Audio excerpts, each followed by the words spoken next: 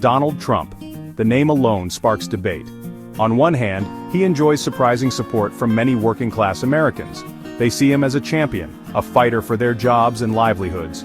On the other hand, organized labor views his return with trepidation. Unions fear a repeat of his previous term, where their power was diminished and workers' rights were challenged. This creates a fascinating paradox. Why would workers support someone who unions, their supposed advocates, view as a threat? The answer lies in understanding Trump's rhetoric, his actions, and the deep-seated anxieties of the American worker. It's not just about economics. Trump tapped into a vein of cultural resentment, a feeling of being left behind by the elites.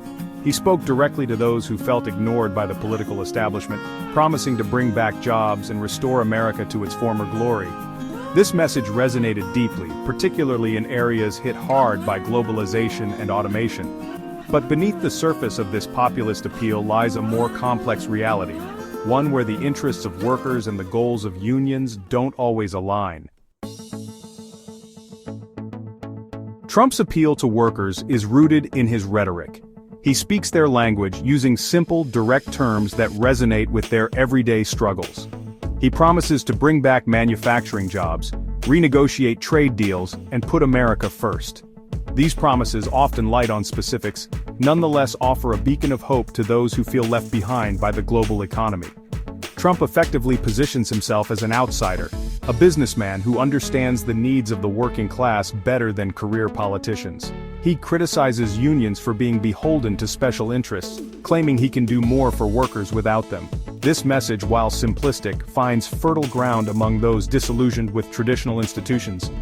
His supporters see him as a strong leader, someone who will fight for their interests and not back down from a challenge. This image of strength, coupled with his promises of economic revival, has proven to be a potent force, overriding concerns about his policies and their potential impact on workers' rights. Despite Trump's enduring popularity among some segments of the workforce, unions have recently demonstrated their strength and resilience. Victories like the Boeing machinists securing a substantial wage increase after a 7-week strike highlight the power of collective bargaining. Similarly, the dock workers' 3-day walkout at major ports sent shockwaves through the supply chain, demonstrating their leverage in a globalized economy. These actions, along with the Teamsters' threatened nationwide strike against Amazon just before Christmas, underscore the continued relevance of unions in fighting for worker rights and fair compensation.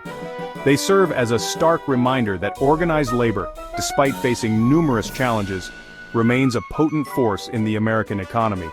These victories, however, do not erase the anxieties felt by many within the labor movement. The fact that Trump retains a loyal following, even after his previous term saw attempts to weaken unions and erode worker protections, is a cause for concern. It suggests a disconnect between the perceived benefits of union membership and the appeal of Trump's populist message, a gap that organized labor must bridge to remain relevant and effective.